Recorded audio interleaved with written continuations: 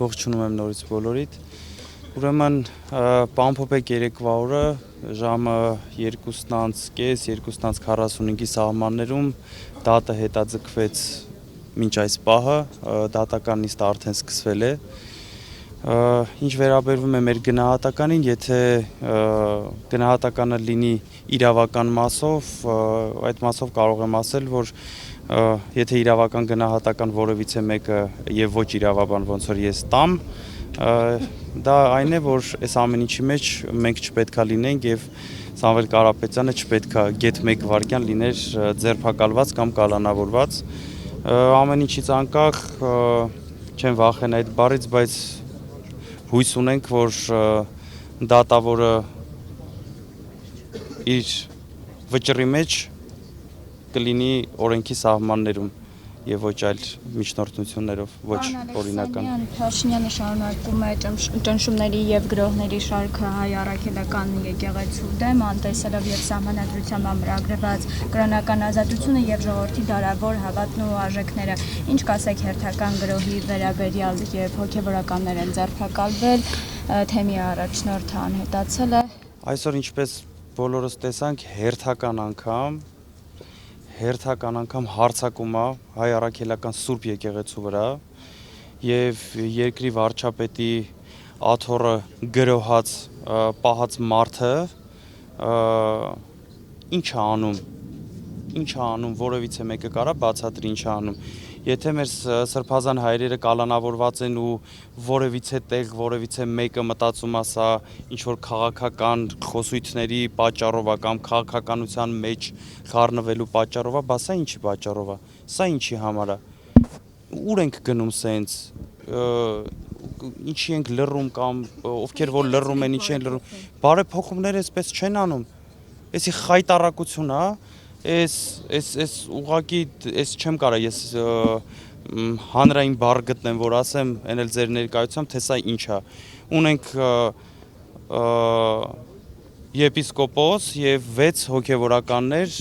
8 արդեն 8։ Դե ինչ ասեմ ես։ Ինչ ասեմ, ժողովուրդ ջան,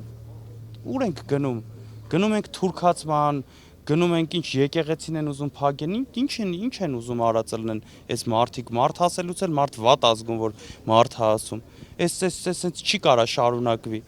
եւ այս ամեն ինչի մեջ ներողություն եւ ես հայտարարում եմ ու ժողովրդին դիմում եմ մեր հայ ազգին ասում եմ ժողովուրդ ջան մեր միակ փրկությունը, մեր միակ քրիստոնյա մնալու փրկությունը Սամվել Կարապետյանի ազատումն է, Սամվել Կարապետյանի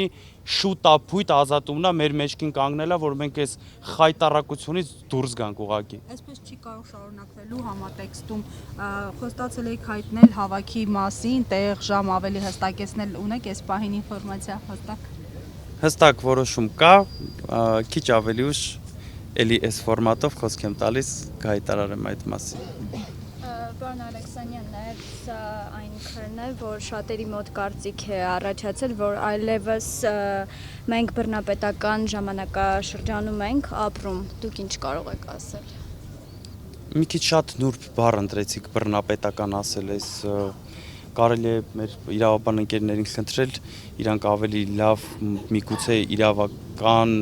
լավ բառ գտնեն, որ ասեն, այս բռնապետական չի, այս եսիմ ինչ է, այս խայտարակություն է, մարդ ոչ խոսելու իրավունք ունի, ոչ կարծիք հայտնելու իրավունք ունի, գնացել են եկեղեցի ինչ անեն, դուք ով եք դառը եկեղեցու դուռը փակեք, ով է եկեղեցու դուռը փակում մարդու դեմ, ով կարա իմ եկեղեցու դուռը իմ դեմ փակի, ես չկարողանամ մտնեմ եկեղեցի, Աստծուն խնդրեմ, որ այս վատ ժամանակներից օգնի, որ դուրս գանք, զենքով գնալ եկեղեցի, մասկով գնալ եկեղեցի, խոմ դուք հիվանդ չեք, չի կարելի, չէ, ես ես հավաստիացնում եմ, ներքին համոզմունք ունեմ, մեր ոստիկանները, այն մարդիկ, ովքեր որ երևի թե, բայց ներքին համոզմունք ունեմ, անկեղծ ասած, որ ճարահատյալ գնում են այդ քայլերին, իմ կարծիքով ամաչած գլուխները բռնած են տուն մտնում, տնեցիք, որ հանկարծ չիմանան, երևի այդ մասկեքը դնում են, որ տնեցիք չիմանան, որ իրանք են գնացել մտել եկեղեցի, իմ կարծիքով այդ տղեկներ սրտները տրաքում է, որ ուզած չուզած այդ հրահանգները կատարում են, Բայց այլ ընտրանք ունեն, չէ՞, պարոն Ալեքսանյան։ Իրավական մասով անկեղծ ասած Զարա ջան, դուք էլ գիտեք, ես երկու բարձրագույն կրթություն ունեցող տնտեսագետ եմ, իրավական մասով չեմ կարող ասեմ այլ ընտրանք ունեն հրահանգ անել կատարելու, թե չէ, այսօր անկեղծ ասած ընկերներից հարցրել եմ, всё-таки կարան չանեն, թե չեն կարա չանեն, զերծ կմնամ այս պահին մեկնաբանել, Եղավ։